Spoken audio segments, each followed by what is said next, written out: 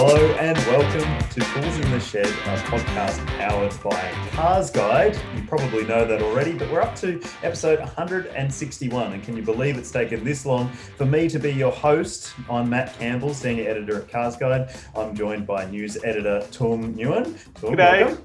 Hello. And for the first time ever, our contributor Stephen Ottley is joining us. Thanks for joining us, Steve. Hello. I'm so grateful to finally be a tool in the shed. Well, we've always known. No, we won't go into it. This week, we're beginning to look at a bunch of different stuff. Obviously, we're looking at our big hitting news story of the week, Hyundai and Kia Utes, looking into the crystal ball that Chesto seems to have found and glanced into.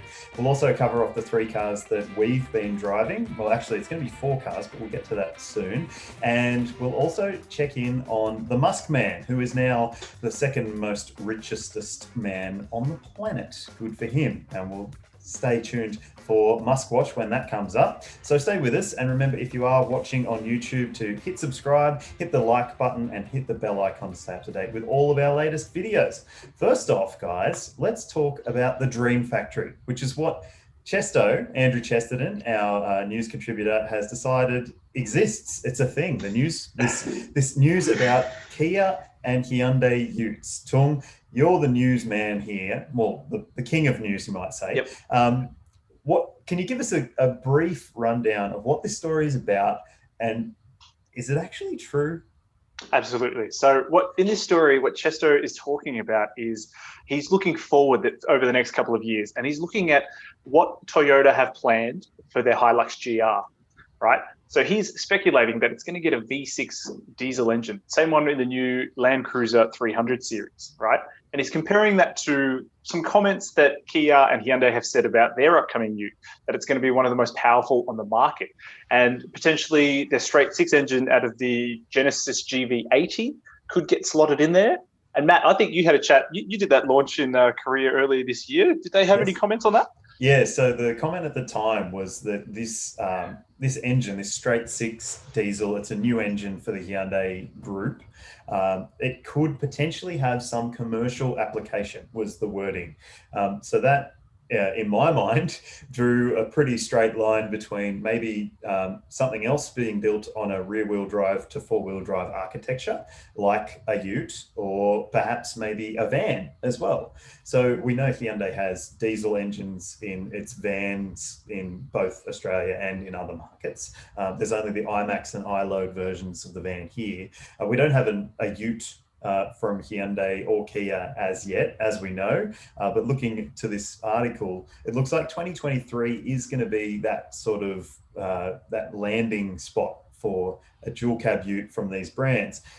Steve, you spend a fair bit of time in different cars, in Kias and Hyundais in particular. Do you think that they need this sort of vehicle in their lineup to remain competitive or to increase their competitiveness with the likes of Toyota? 100%. I think it's the missing piece of their lineup. If you look at both those brands and the growth, particularly Kia, I think, Kia is now up well inside the top 10. It could be a top 5 brand by the end of next year. But what they're missing is a ute. You can't really be super competitive in this market without a ute. I mean, they have been, is the impressive thing with Hyundai. They've been competitive. They're number 3, but I think, put a ute in the mix. They've, like you said, they've already got that commercial heritage with iMax. So they are, they understand that side of the market. So I think for them to add a ute now, it should propel them, theoretically, it should propel them into number 2 spot. Obviously, I think they're an ambitious company. I think they would like to be number 1. That's a big task to get there. But I think a ute is a huge step in that direction. All right. And Tung, do you reckon we could be on the verge of seeing it being Toyota number 1, Hyundai number 2, Kia number 3, or the other way around? Yeah, absolutely. Absolutely. Hyundai have said in the past that they're gunning for the number 2 spot. They want to take down Mazda. And Hyundai Australia's former boss, JW Lee, has actually said their missing ingredient is a ute. Mm-hmm. To appeal to that side of the market is going to be a huge advantage to them. And if you just look at the sales charts month in and month out, it's Toyota HiLux, Ford Ranger, they're always vying for, number 1 and 2 position. So without a doubt in my mind, I think if they had a ute in their stable, both Hyundai and Kia, are going to jump a few spots on the sales charts.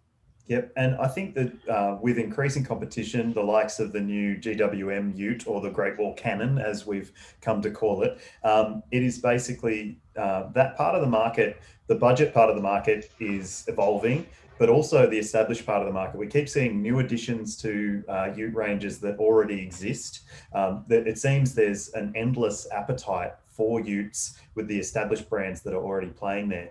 And I personally think it's the same answer. This is the missing ingredient, but also we think about the likes of a Ford Ranger and what comes off that, the Everest, and then you've got Triton and Pajero Sport. So it makes sense that you would also see a rugged off-roader that could also help propel the brands even further into that spectrum. I mean, we all know you can't get enough SUVs in your lineup right now. We're seeing it with Hyundai and Kia expanding into different segments. Like we've got the upcoming Kia Stonic very soon, and we'll also have the Hyundai Palisade sitting at the very top of that range within the next couple of weeks. So do you boys reckon that there's definitely need for an SUV spin-off as well?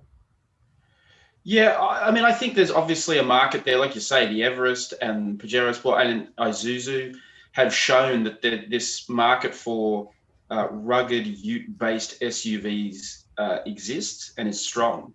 But the other thing I think is worth mentioning that, a big part of Chesto's, dream factory is, he's talking about the performance variants. And again, I think there's no such thing as having too many, performance variants in a brand these days. I think, Hyundai's expanded its N range significantly. I think, Toyota's, it's got Gazoo Racing now that they're very keen on. Chesto's talking about both these, all three of these utes could effectively have, 600 Newton meters of torque, I think we've seen with the Ranger Raptor that, look, I think we all would have said 10 years ago, 600 Newton meter performance utes that cost more than $60,000, $70,000, you're dreaming. But now you're mad not to have one. Exactly. And Tung, what do you think? Where does the Jeep Gladiator with a V8 engine fit into this equation? Well, I think, going back to your other point, Matty, I think Hyundai and Kia building an SUV off their utes just makes sense. Think about this. If Hyundai is gunning for that number 1 position in the market, it needs that ute to take on the HiLux. And if it could build an SUV from that ute, it's all of a sudden it's got a product that will compete potentially against the Toyota Land Cruiser. Mm-hmm. And Toyota just have that market all to themselves at the moment. It needs more competition, and Hyundai could build something that gives Toyota a run for their money. And then going to your point, Ottley, about more performance utes. At the moment, you look at the Australian ute market, and we have 2 turbo diesel V6s available, or the X class has now been discontinued, so that just leaves the Amarok. But in the next sort of 2 to 3 years, it looks like Toyota is going to bring out a turbo diesel V6. We talked about Hyundai and Kia with their straight 6. Rumor is that the next generation Ford Ranger is going to be using a 3-litre V6 from an F-150.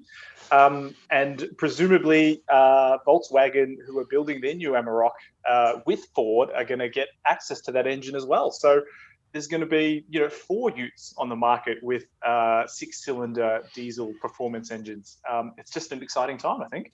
I think a lot of people, maybe the types who would have owned SS utes and XR6s and XR8s in the past, it's like they've grown up a little bit. It's like they've gotten a little bit older, they've got a family, they're being a bit more responsible, but they still want to have that indulgence. They want a ute because it's practical. It's, now, before they weren't as safe, but now a lot of the new utes are pushing the safety levels right up. And even, like I said, at that lower end of the market, with even the LDVs, the SsangYongs and the Great Walls of this world, pushing forward with this new new safety technology that allows these buyers to have a bit of safety and practicality and thoughtfulness in their vehicle. But also, there is potential for even those brands to push into more desirable models. Like maybe, I guess there's not going to be the same sort of desire out there for a SsangYong Musso with a body kit,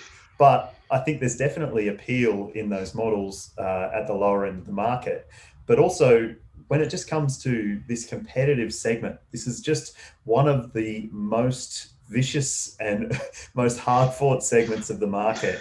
And I think that we're not going to see any end to new models launching. And like you say, Tung, just the next generation of utes, it looks like we're seeing some stuff coming in 2021, 22, and it's just going to be more and more exciting and more progress in the ute market. Steve, are you excited about it? You look excited.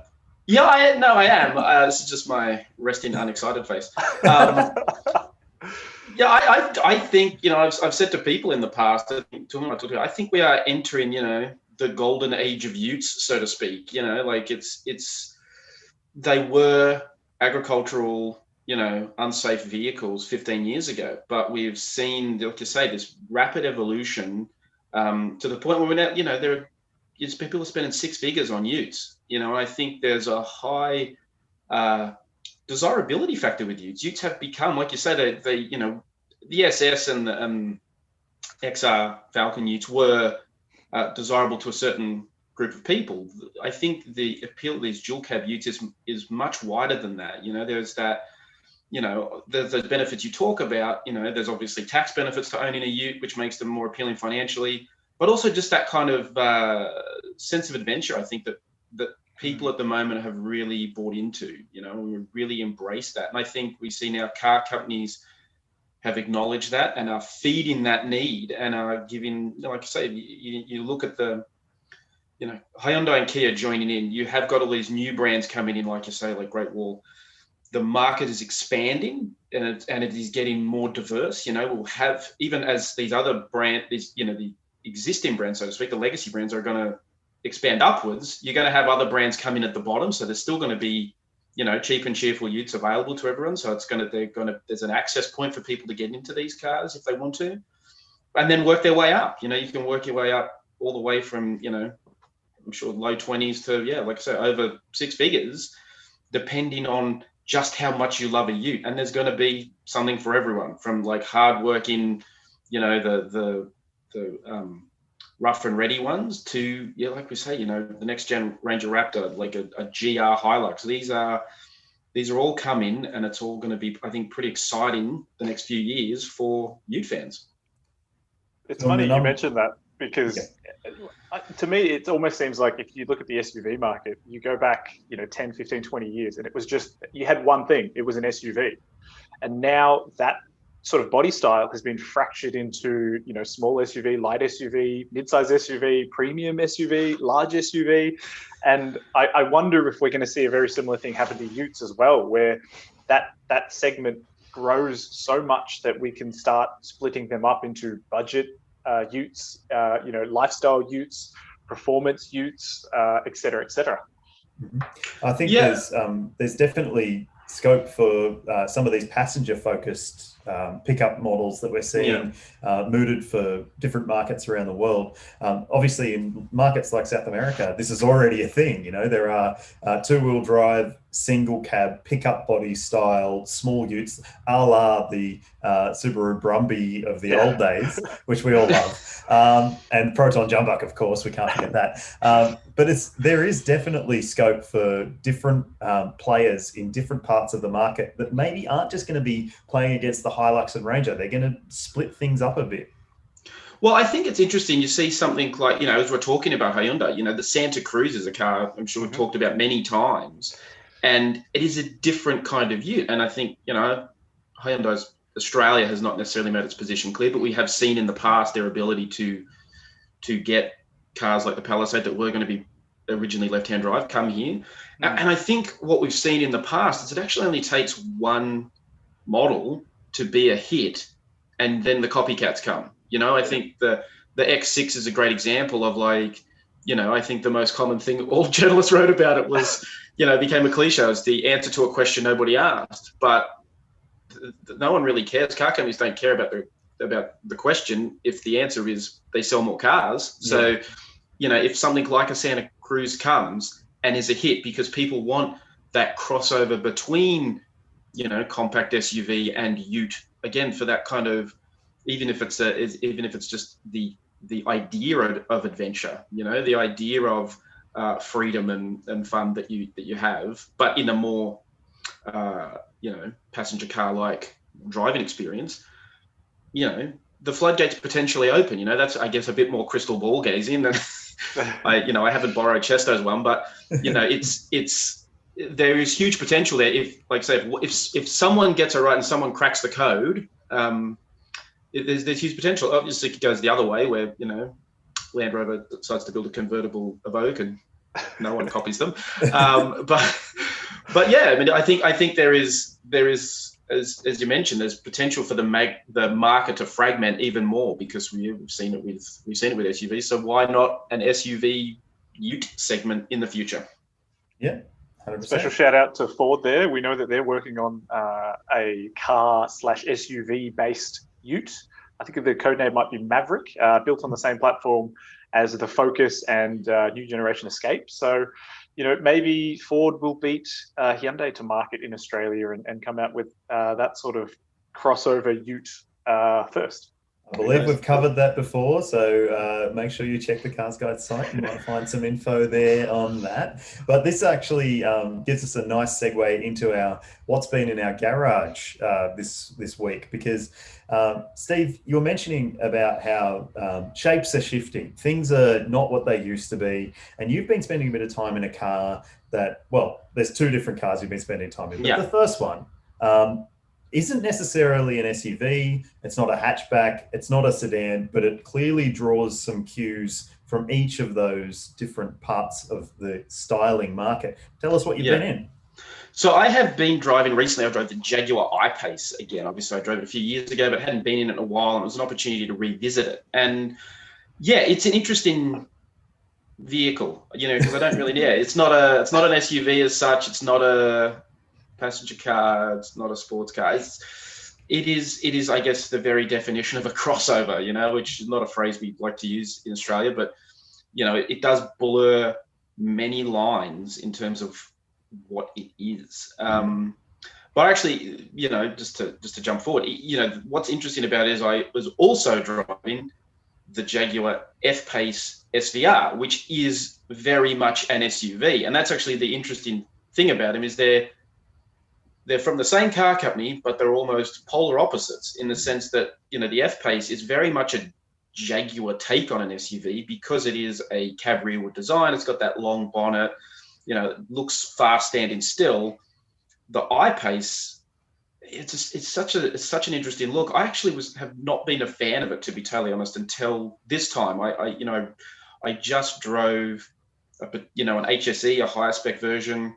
And the particular trim that it was in a sort of I think we've got a photo of it. It's that sort of a bright red, almost orangey red color with black accents. And it actually really set off the shape. And that's that sort of made me think. I actually like the look of it more now. I kind of almost understand the look of it more, like the way it is, because it is totally different from any Jaguar, because they had the freedom in designing an electric car to not make it cab rearward. It doesn't have a big engine under the bonnet. It's got electric motors. So they're able to do something totally different, which to me, I didn't like at first, because it felt a little bit like being different for the sake of being different, like, we don't have to have a long bonnet like we've always had on all these cars, so let's make it different. It's like, there's a reason why, Coca-Cola has variants of red and white on its cans, right? It's an iconic look. And so for Jaguar to sort of abandon it, it does take some getting used to.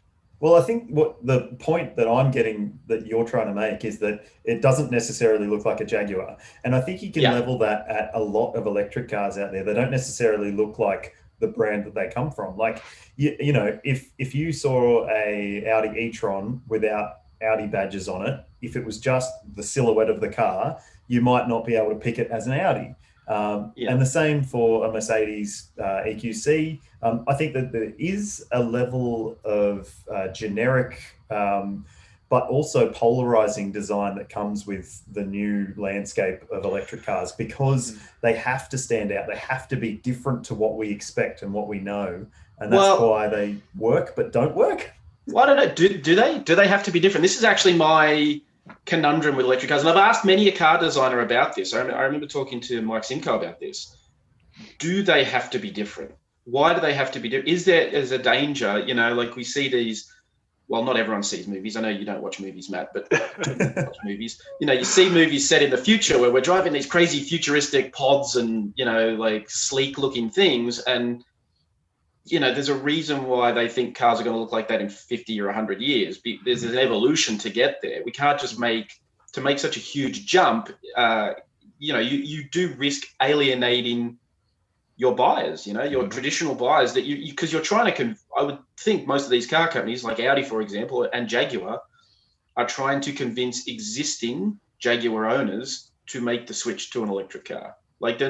And you have to assume that if someone has bought an Audi or a Mercedes-Benz or a Jaguar, they probably like Mercedes-Benz, Audis and Jaguars. And so they don't want something completely different. But, I think designers have been given creative freedom, they've been sort of unleashed, so to speak, after, decades of having to do the same thing with the same basic proportions. And they're just like, woohoo, let's just go crazy.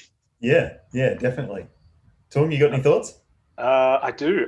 To Ottley's point, I also think it has to do with crash safety as well. You can't just, with an electric car, you've got the battery pack on the floor. You can make it look however you want it to look. But the way that we test car safety these days, we want to have crumple zones at the front, which means a longer bonnet or at least some sort of protection at the front there. We want to have, the strong passenger cell as well. It ends up, looking more like a regular car than not, But I'm interested to know, Otley, the iPace is all electric. How did you go with charging the car? Did you run into any trouble with a flat battery? No, to be honest, I actually didn't charge it. I drove it for a week.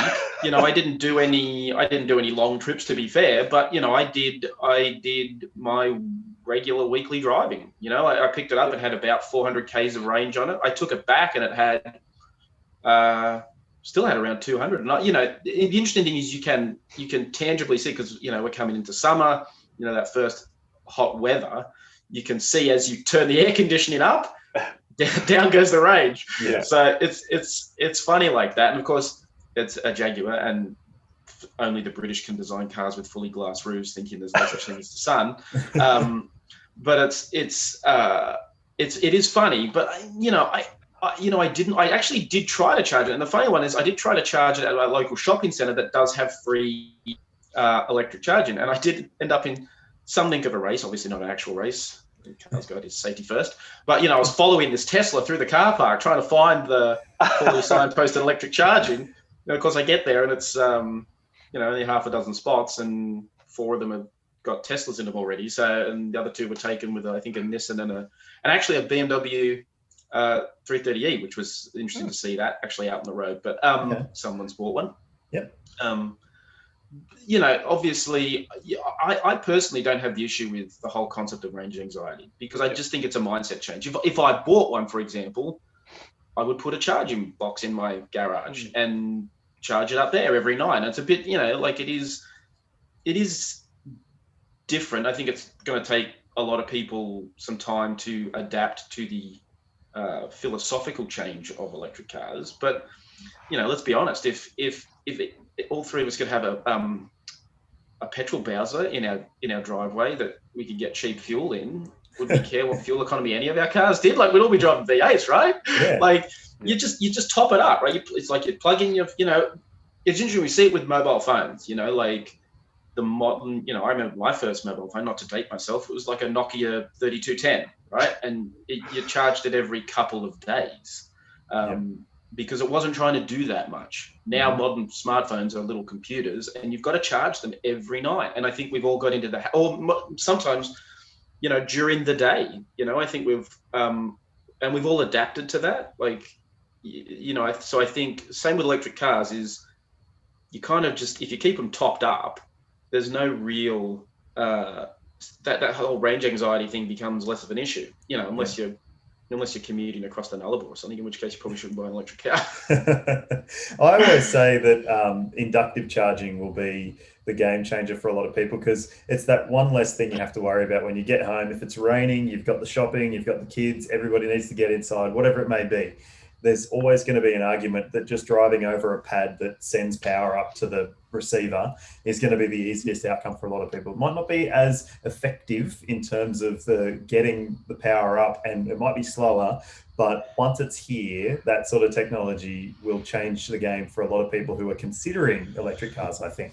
Yeah, no, for sure. You know, and not to monopolize the conversation and talk about nothing but Jaguars, but I thought it was an interesting juxtaposition because I had the F-Pace SVR just after it. And, you know, on paper, they're actually relatively similar. The iPace has roughly 300 kilowatts. The F-Pace has 400, but the iPace has 696 Newton meters of torque. The F-Pace SVR has 680. And the iPace will do 0 to 104.8. The SVR will do it in 4.3. And they both cost roughly $140,000. Right. Like it's fascinating to me how like they're different in every single way, and yet basically do the same thing. Yeah, like yeah, so close. I should point out obviously the iPace uses no petrol, and the F-Pace uses 11.7 per 100. So on a good day, with a light foot, which, to be honest, you can't really have a light foot in that car because it sounds so good. I mean, if there's a better sounding car on the market, I haven't heard it. It's just that V8 is ridiculous. So I think we are living, and I'd be interested to hear you guys' thoughts on this. We're living in an interesting time. Like we are living at that crossover point between, you know, internal combustion and electrification. We are luckily on that point where I guess, you know, 100 odd years ago, people were sort of switching from horse and buggy to cars almost, you know, like it's a you know, a fundamental shift in the way we are going to move around in the future. And I think just to your point, the fact that we can have big V8 engines like that and also have electric cars from the same brand, you know, it's not going to be around for long. This situation is not going to last because V8 engines will be out of existence in their current form as we know them without electrification. They're gone. But you can set your watch to that. But electrification is just going to keep ramping up, and we're going to see more and more electric cars. And it's like you say, a really interesting point in time. We might move on to Tung's car in the garage. It's not the one he's got behind him on the screen there, but it is one that you're going to see on your screen in a moment. Tung, tell us what you've been in. I've only picked it up. I've only had it for 2 days, but 2 days ago I picked up a Skoda Kodiaq RS. So it is their sort of large SUV, the performance-orientated large SUV. And I guess the interesting thing about that is it uses a diesel engine for its performance. So 2-litre turbo diesel 4-cylinder engine with 176 kilowatts and 500 Newton meters of torque. And it's, you know, I think it makes sense. I think a performance diesel SUV, it just makes sense. You know, you've got the low down torque, it's punchy, it's quick off the line. You know, it moves, you know, it can move a fair bit of mass, and it seats 7 people comfortably. And I don't think from memory, the last sort of performance diesel SUV that we sort of saw hit the mainstream was the last generation Audi SQ5. Which is just making a return in showrooms, I think, this month. But no, it's been an exciting few days with the Kodiaq RS. Yeah, awesome. And so you also, with diesel, you get the added benefit or the added, I guess, perception that it's going to be better on fuel. You probably haven't done a test if you've only had it for a couple of days, but in recent tests that we've done, it's performed pretty well in terms of fuel consumption. So there is a definite benefit to diesel as part of a family SUV that also has the fun factor that a lot of people want. I do also want to point out I think they call it dynamic sound boost they put into that car, where it just pipes in sort of engine and exhaust noise. It actually makes it sound like it's a V8 or something from the cabin. On the one hand, I think, man, this is really cool that it sounds like this. And then on the other hand, it's like, this is so fake. Yeah. And I don't know what to make of it. What do you guys think of fake engine noise? Funnily enough, Mal and I were standing outside his house the other day, and he has a neighbor that has a Kodiaq RS, and it actually sounds good on the outside too. Right. So it is, I guess it's an amplification of some sort of sound element that there is there. I like it. There's ones that I don't like in the Renault Clio RS, the old one, the sound monitor thing where you could change it to sound like a Jetsons style buggy or like a motorcycle or whatever you want. Like that's silly, but I think that there's definitely this is where it's going to go. If we're looking at electrification, we're going to see new ways that people will want to experience sound in cars, because in electric cars, all you get is that whir of the motors, and that's and the wind rushing past, and that's about it. So yeah, there's definitely something to it, I reckon. Steve? Yeah, look, I mean, I'd love to be a purist, but I think the reality is, like I said, that's the way the world is moving. We want more efficient engines, and noise is actually a lack of efficiency, right? It's wasted energy. So I'm kind of the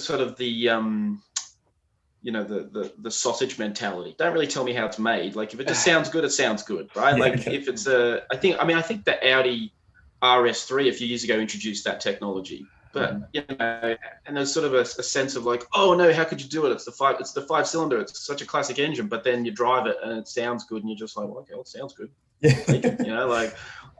get that it's fake, but or a like say a modified or an amplified version of what's really being made, but it's like, as long as it sounds good through my ears, then I'm happy. Yep, fair enough. And speaking of sounding good, I'll let you know what I've been driving this week. Ram 1500 Warlock. So the Warlock version is a 5.7 litre V8 petrol engine, 291 kilowatts, 556 Newton meters, selectable four-wheel drive. No lost energy there, Steve. It's all there's all noise and all sound and all power. It's a real powerhouse of a thing. To give you an idea of the point of why I had this Ram was to help my friends move their tiny house. So I've got a couple of friends, Dion and Maureen, who have built this tiny house, and they needed it moved from one plot of land to another plot of land. It wasn't a very long drive, but this tiny house, the trailer length is 9 meters. The height is 4.2 meters. So total, I had nearly 16 meters of length to consider, plus the trailer weighed 3,200 kilos, and the actual Ram itself weighs 2,630 kilos without any occupants. So we're looking at a pretty big mass that I was managing to move.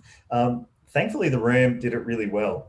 The petrol engine, I personally, if I was buying a Ram, I'd be looking at the diesel if I could.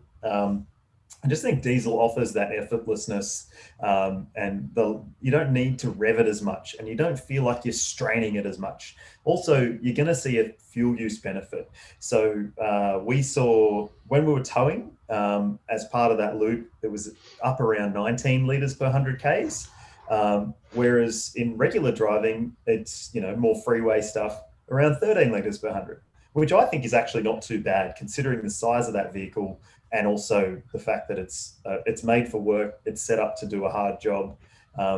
Turning circle with the trailer on the back of it was a difficult situation to take care of, but we spent about an hour trying to reverse the tiny house into the spot that it needed to go in. So thank you to Ram for giving us the thing to do it with, because it was a bit of fun, and I hope you might have seen some stuff on our CarsGuide Instagram. If you haven't, make sure you check it out. There's a bunch of stuff there. You can see the tiny house build if that's what interests you as well. Now, boys, it's time to get on to some feedback from last week's episode.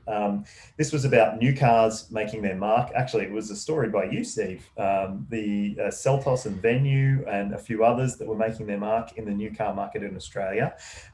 So in this segment, we're just going to go through some of the feedback on the podcast, which was addressing some of those stories in that podcast. So a lot of it was about Dave Morley being on the show. So were people questioning why Ned Kelly was on a podcast? Or? He's got quite the beard. He has. It's quite impressive. So there was, I'll just run through a few of them. So David Burt said, Morley, respect. And then he went on to say, state government and EV taxes. What would be useful is an overall strategy to assist with the transition. I mean, from petrol to EV. I then think taxation to fund infrastructure approach would be more palatable. I think most of us would probably agree with that. Yeah. I mean, look, it's a complex issue, but yeah. generally. Then Sukhoi Romantic said, great to see Dave Morley here. I've been reading and enjoying his takes since I was 13 in 2000. So wow. Good on you, Sukhoi. Mm-hmm. Now, I believe Dave did actually go to school with Ned Kelly. He is that old. Oh, harsh. Don't worry, he doesn't watch podcasts, I'm sure. We'll get onto his age. There's a little bit more on his age soon. Now, DeKulk, or DeKulk, as Richard calls him, he was calling out the Seltos. Now, he's not a huge fan of the Seltos, unlike probably all of us. He says, I don't get the popularity of the Seltos, which is the black sheep in Kia's design. Even the Picanto GT looks better. Seltos looks awfully cheap, only starts looking okay in higher specs like the upcoming Black Edition. Now, Tung, yes. He said, by the way, surprised that you didn't cover my story on Seltos Black Edition. If you haven't noticed, you have my spy shots in your mailbox. If you have, it must mean you guys are driving it on Sydney streets but are under embargo to publish. So if you're watching on YouTube, you'll see the Black Edition Kia Seltos on your screen. Quote unquote Black Edition. To Cook, we did get your photos. Thank you so much for sending them in. Incredibly generous of you. Once I had those photos in hand, I did get in contact with Kia to get to the bottom of that story. And as I'm sure you know, last year Kia rolled out a Sorento Black Edition. So it kind of makes sense that they might do a Seltos Black Edition this year. The official word from Kia is that no, they are not doing a Black Edition. They have no plans to do a Black Edition. And the car that you have photographed and that everyone else will see on their screen is actually an aftermarket special. Someone must have gone out and bought a top-of-the-line Seltos GT line, and then added their own sort of black wheels, blacked out the grille, and made their, added their own unique badges to build their own Seltos Black Edition. So that's good on them. Yeah, that's the story with that one. Dedication. Absolutely. Australia's biggest Seltos fan, I imagine. But if you listen to the podcast, or if you know the owner of that car, tell them to get in touch. We'd love to know more. We'd love to know more, 100%. I actually tend to agree on some elements of DeKulk's criticism of Seltos. I think in the lower grades, the S model with the plastic wheel covers looks a bit cheap. But you don't see many with those plastic wheel covers still intact. I think the dealers tack on a set of alloys pretty cheap. But also the halogen lights. The smoky look halogen headlights just look rubbish. For a car that came out in, was it 2020? It's looking old already. Looks like a 5-year-old car. Headlights. I hate them, man. Hate them so much. Wait. I know. I think we all know that by now. Okay, and then next in the feedback, and probably last, we'll wrap it up after this, there was Senior Bob or Senior Bob. I'm not really sure which one he prefers, but he thought he'd have a crack at almost everyone on the podcast except Morley. He said, James, I love your work, but better jokes, please. Because at the end, James always has a joke, and obviously Senior Bob didn't love it. He also went on to say that the Venue is so ugly, it looks like a 25-year-old Santa Fe. Might be the camera angle, because James said it looked great, and I respect it. Thanks the producer for putting the name tags on, by the way. Then he said, David Morley, love the guy who reviewed Captain Cook's first car. So, little harsh. That's harsh. I would never say anything like that. That's ridiculous. I know. Disrespectful to Morley. He's a legend. And then he said, BMW grill is stupid. Morley is great. And then he said, what is it with these young fellows having a sanctimonious attitude? Here's another one. Mal. So Mal being referred to as a young fellow, I'm sure he'll appreciate that. Mal, who couldn't help himself having a dig at Americans and the Corvette. Why? It just upsets viewers and turns them against the channel. The Corvette is a sports car. Bring on any sports car in the price segment, or plus 20%, and test it on a track beside a C8 or even a C7. Take the Fiesta ST if you want, Mal, but go to a real track like PI, SMSP, not a Mickey Mouse track like WP. I'm sure everyone knows what all those names stand for, that I've lapped at 101.57. Would make a good show. So thanks, Senior Bob, for your backhanded compliments and comments there. We love the feedback, so be sure to give us more in the comments section below. But now it's time for Muskwatch.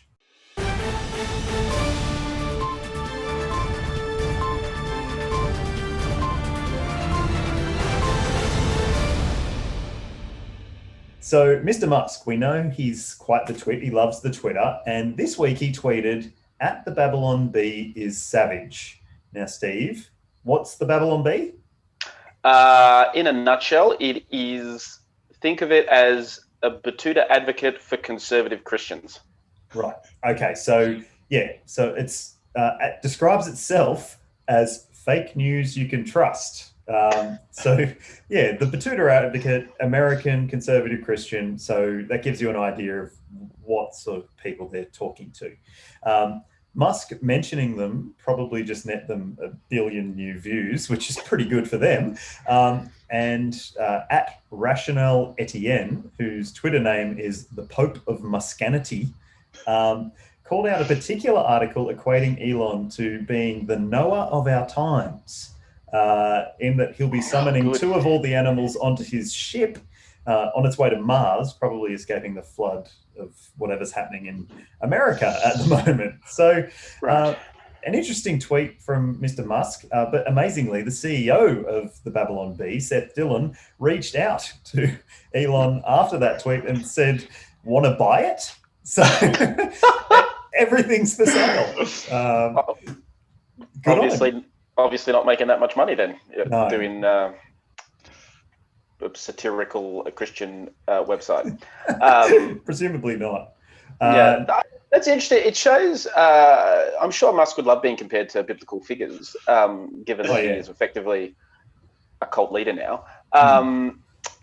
But yeah, it's a bit of a quitter's attitude, isn't it? Isn't the whole point of his electric cars that he's going to save the planet? So like, why is he? I don't understand why he's trying to colonize Mars. I mean, apart from the fact that obviously it's there and he wants to do that. I mean, sure, it seems like he's Tesla's not good enough to save the world.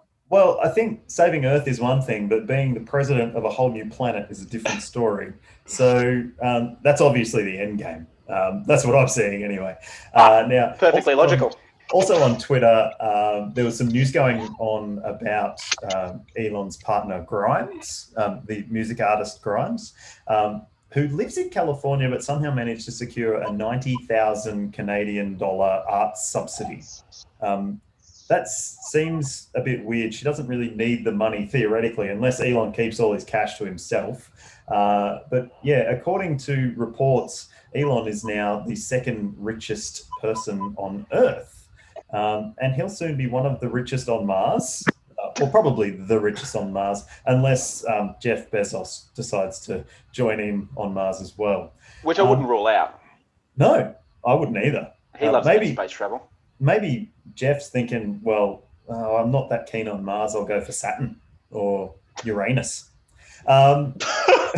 According to the reports, Musk overtook Bill Gates on the richest list, with his net worth jumping by a massive 7.2 billion US dollars. That's 9.77 billion Aussie dollars on Monday this week, just one day.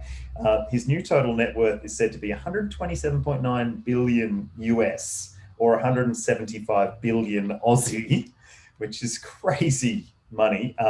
But that's not bad for a 49-year-old who seems to be obsessed with smoking weed and making nerd jokes.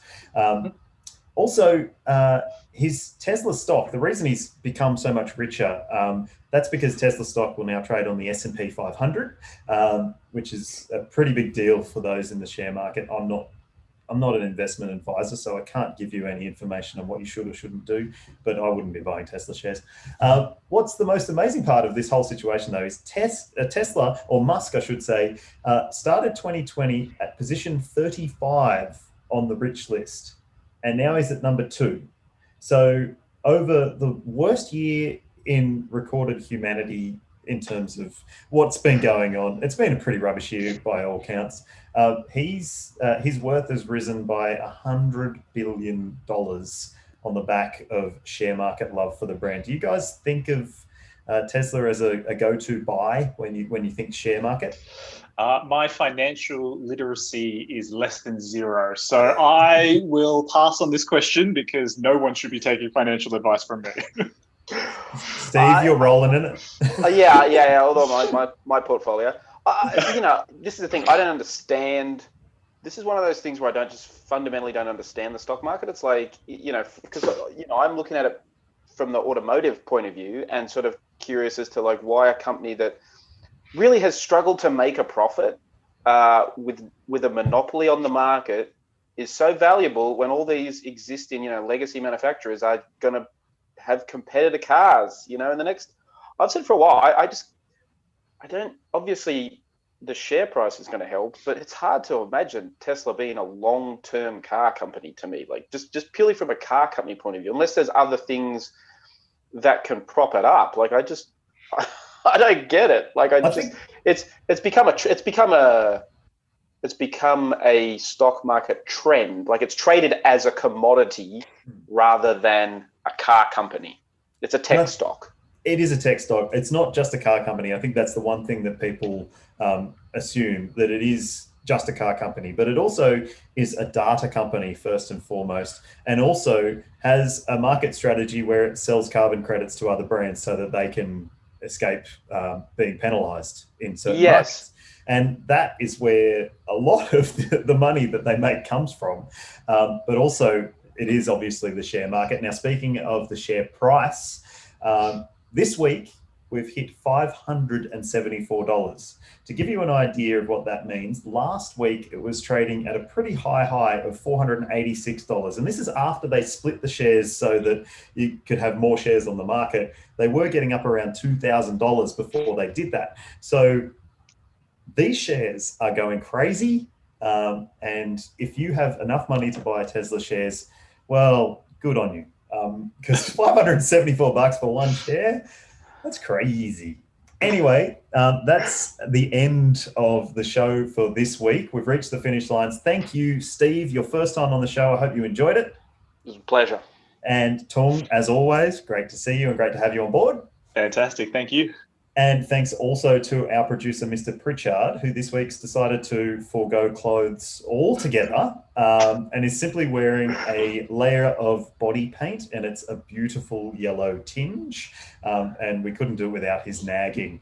So let us know your thoughts in the comments section below. You can find us on CarsGuide on Facebook. If you look for us there, you'll also find us on Instagram. You can email us at comments@carsguide.com.au. And if you're on Apple Podcasts or any of the other podcast apps, then please be sure to leave us a review and let us know how you think we're doing. You can also watch us on YouTube, as I've said. And if you are already, make sure you hit subscribe so you can stay up to date with all of our latest content, and hit the bell icon, which will keep you notified of new stuff. Now, there's no joke this week because I honestly don't think I could cop the hate from Senior Bob in the comments below. Bye.